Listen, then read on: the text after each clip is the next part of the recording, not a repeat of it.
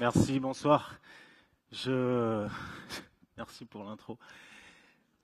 Oui, je suis là pour vous parler de la musique et du pouvoir de la musique.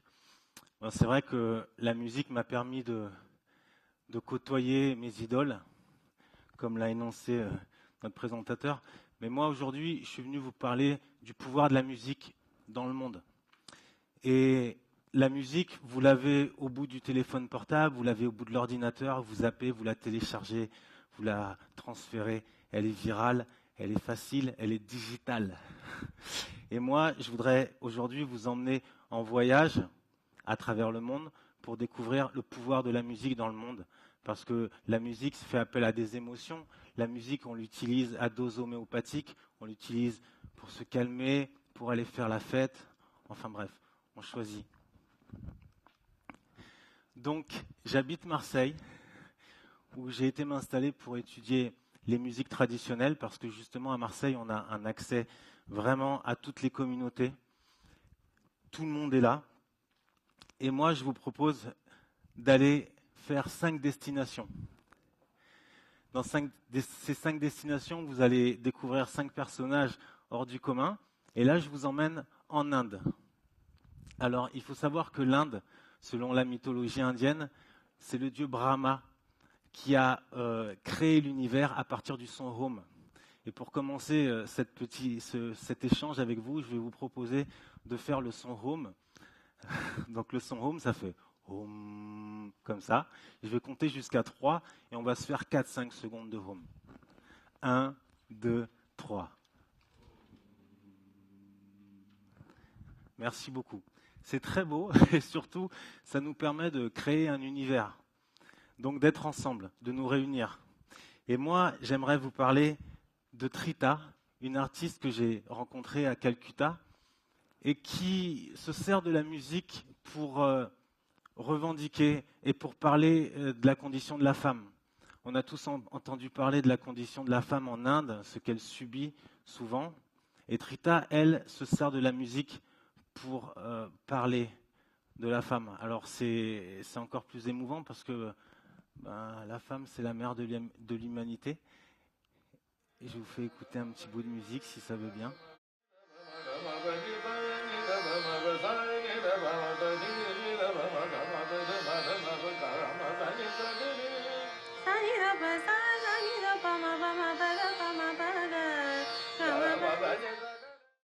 Voilà, alors en Inde, la musique classique, elle se transmet par voie orale, elle n'est pas écrite. La particularité de Trita, c'est qu'elle mélange aussi la tradition et la modernité. Donc là, on la voit travailler avec son gourou, avec son maître. C'est un travail de toute une vie, mais elle travaille aussi avec des musiciens électro, donc pour faire une musique.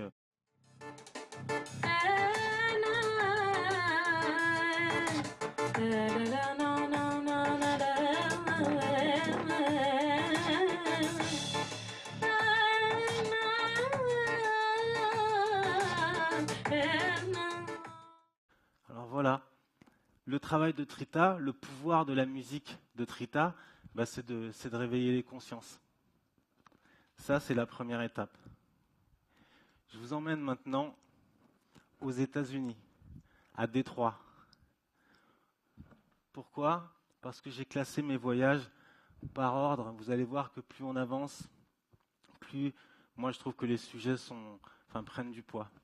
Alors Détroit, dans les années 60, c'est la fierté et c'est la vitrine des États-Unis.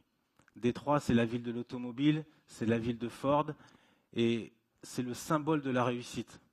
Aujourd'hui, 30 ans après, Détroit, c'est plutôt le symbole de la perte d'une ville, parce qu'aujourd'hui, cette ville, elle est à l'abandon.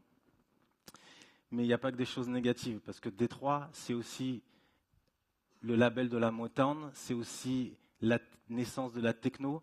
Et quand je parle du label de la Motown, je peux vous citer des exemples. C'est par exemple Stevie Wonder, Michael Jackson, Marvin Gaye, Diana Ross. Donc c'est tout un vivier d'artistes qui étaient comme ça au coin du quartier et qui ont été repérés. Et aujourd'hui, c'est le patrimoine de la musique de Détroit et c'est vraiment énorme. Sauf que j'ai été dans cette ville et au moment où j'y suis allé, c'est vrai qu'en me baladant dans les quartiers, j'ai vu que c'était vraiment une ville à l'abandon. Et là-bas, j'ai rencontré un groupe de musiciens qui sont passionnés de musique, mais qui ne sont pas musiciens professionnels, donc c'est-à-dire qu'ils travaillent toute la journée, ils ont des jobs, ils sont graphistes, ils sont cuisiniers, ils sont jardiniers. Et une fois par semaine, ils se retrouvent pour une cause, pour réveiller leur ville. Donc ils ont une fanfare, là-bas ça s'appelle les marching bands, et ils sont tous ensemble, ils se réunissent, ils ont réquisitionné un quart d'école et ils partent aux quatre coins de Détroit. Et quand je leur ai demandé ce qu'ils faisaient, ils m'ont dit nous on fait des attentats en musique.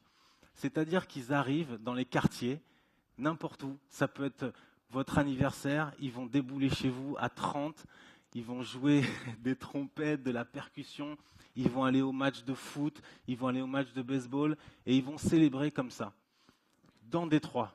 Et simplement, le pouvoir de leur musique, c'est de redonner de la vie et du sourire, de la joie à leur ville. Moi, j'ai trouvé ça super beau et j'ai fait une immersion avec eux, je les ai suivis.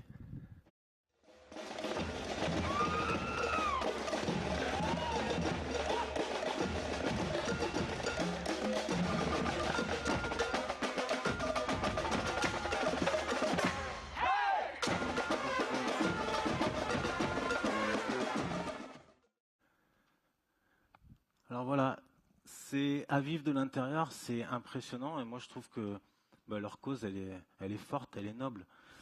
Je vous emmène maintenant à quelques 13 000 kilomètres de là. Je vous emmène en Afrique. Je vous emmène en Afrique parce que pour moi ça a été un pays déclencheur. C'est là que j'ai commencé à faire de la musique en rencontrant les gens, puisqu'avant j'étais DJ, je bricolais, je faisais un peu de production. Et c'est vrai qu'au contact des Africains, quand je suis rentré en France, je me suis dit, la musique pour moi, ce sera plus jamais comme avant. C'est-à-dire que j'ai vraiment envie de m'y mettre plus en profondeur, d'en faire, de chanter et d'en vivre. Donc j'ai décidé d'aller en Afrique du Sud parce que l'Afrique du Sud, c'est un pays de tous les pays d'Afrique, c'est un pays qui est différent de tous les autres pays, tout simplement parce que c'est un pays qui a vécu un demi-siècle d'apartheid. Et la musique en Afrique du Sud a fait partie de tous les combats. Et elle fait encore partie de tous les combats. Alors, on a tous entendu parler des manifestations à l'époque de Nelson Mandela. C'était pour des inégalités raciales. Aujourd'hui, en Afrique du Sud, euh, ça continue les manifestations, mais c'est plus pour des inégalités sociales. Il faut savoir que l'Afrique du Sud, la richesse de l'Afrique du Sud a été fondée sur les minerais, sur l'extraction des minerais. Donc les mineurs, il y a eu énormément d'inégalités sociales et souvent il y a des manifestations qui sont surveillées parce que notamment en 2012, il y a un événement majeur qui est arrivé. Il y a 32 manifestants qui se sont fait tirer dessus par les forces de l'ordre. Alors ce qui est étonnant en Afrique du Sud, c'est qu'on manifeste en musique. Et ça s'appelle le toyi-toyi.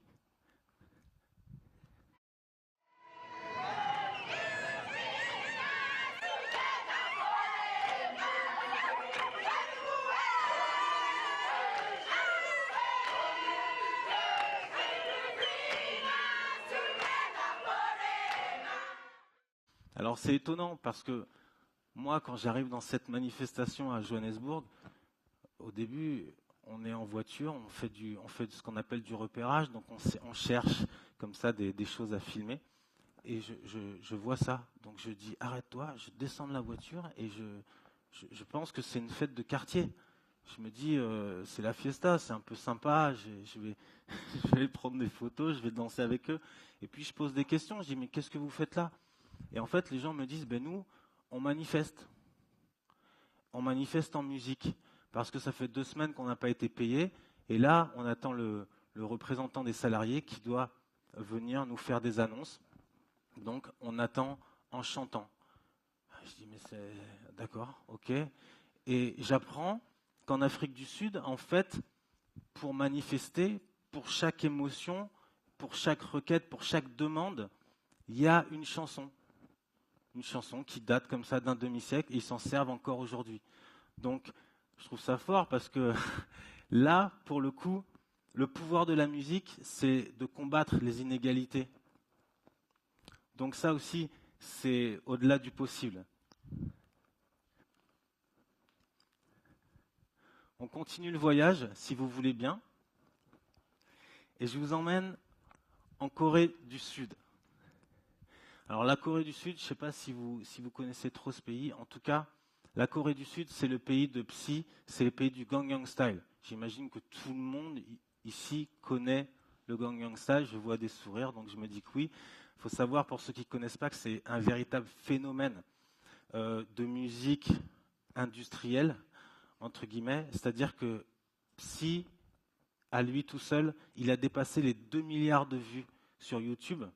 Quand on sait que toutes les conférences TEDx, en tout, ça fait 2 milliards, lui, il les a à lui tout seul. Donc c'est un phénomène. Donc je me suis dit, je vais aller en Corée du Sud et je vais essayer de comprendre un petit peu cette population à travers le vecteur de la musique. Et ce que j'ai trouvé à faire comme immersion là-bas, c'est d'aller dans l'armée. Pourquoi l'armée? Parce que la Corée du Sud, ça fait 60 ans qu'ils sont en guerre. Et qu'à tout moment, ils peuvent partir comme ça au combat. Donc j'ai demandé à l'Orchestre symphonique de Séoul de faire une immersion chez eux. Ça n'a pas été simple, parce que c'est très protocolaire et qu'au début, ils voulaient que je filme juste un défilé, mais je leur ai dit, si je filme juste un défilé, je ramène des images de touristes. Moi, j'ai besoin de savoir comment vous vivez, comment vous vous entraînez, ce que vous faites au quotidien, où vous dormez. Donc les 8 généraux sont partis faire une petite réunion, puis ils sont revenus, puis ils m'ont dit, ok, tu vas venir faire une immersion dans l'armée. Moi, j'ai jamais fait l'armée.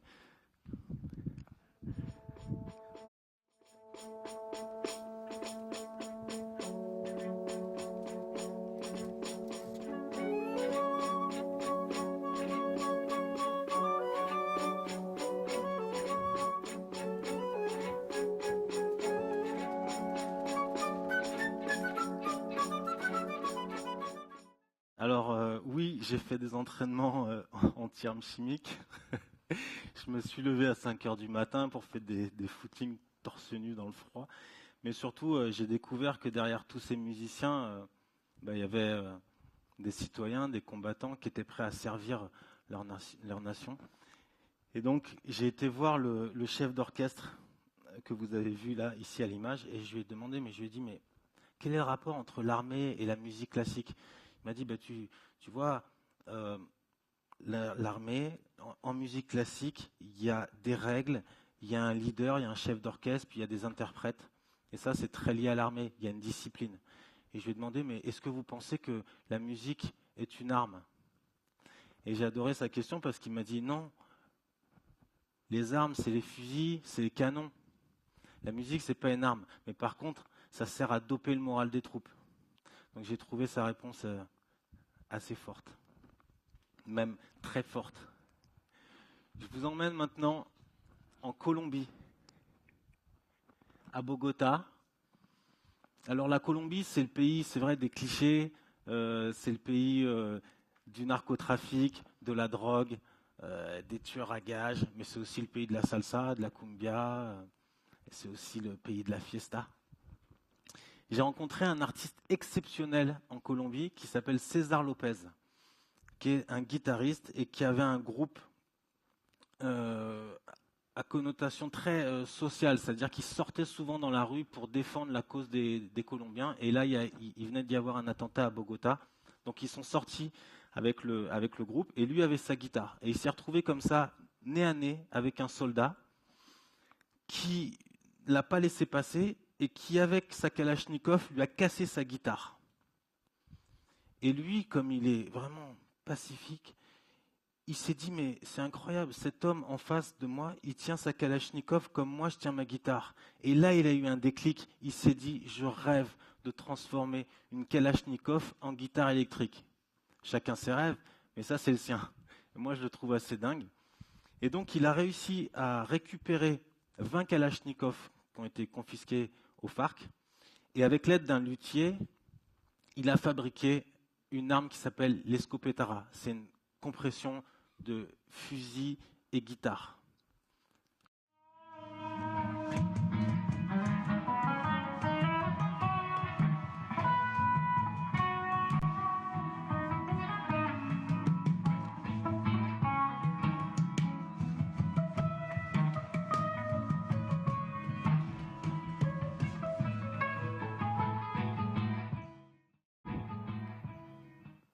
Alors voilà, je trouve son expérience assez impressionnante parce que lui, le pouvoir de sa musique, c'est d'amener de la paix, c'est d'adoucir les mœurs. Et le pouvoir, on vient de voir que dans tous ces pays, la musique a un pouvoir. Mais la musique, c'est aussi un pouvoir. C'est-à-dire que la musique, on peut aussi la subir. Ça peut arriver. Votre voisin qui met la musique trop fort, vous arrivez dans un magasin un matin et de la musique qui vous agresse. C'est possible.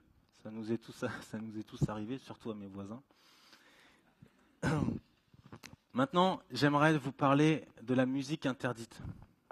Parce que, pour le coup, en faisant des recherches, je me suis rendu compte que pendant la Deuxième Guerre mondiale, mais avant aussi, j'ai relevé cet exemple-là, mais pendant la Deuxième Guerre mondiale, il y a eu de la musique interdite et l'État nazi a éliminé des compositeurs juifs avec leur œuvre. Ils les ont listés. Ils ont considéré que ces compositeurs faisaient de la musique dégénérée parce qu'elle ne répondait pas au code artistique de l'État nazi. Donc, je trouve ça très grave. J'avais envie de vous en parler parce que c'est quelque chose qui m'a vraiment touché. Et aujourd'hui, pour ramener ça à l'actualité, on se rend compte que l'État islamique est capable aujourd'hui de détruire des instruments. Alors je vous pose la question, essayez d'imaginer une seconde, qu'est-ce que serait un monde sans musique ? Ça vous paraît difficile, parce qu'un monde sans musique, c'est un monde sans émotion, c'est un monde sans communication, c'est un monde sans communion, c'est un monde sans harmonie. Voilà. Et pour conclure, j'ai envie de vous dire que il faut faire attention finalement à la musique qu'on écoute, parce que finalement, la musique qu'on écoute, elle révèle souvent qui nous sommes. La musique, c'est le langage des émotions, c'est un langage universel, ça peut réveiller le monde. Et au-delà du possible, la musique, elle peut nous apprendre à vivre ensemble, au-delà du possible, et c'est ça le pouvoir de la musique. Merci.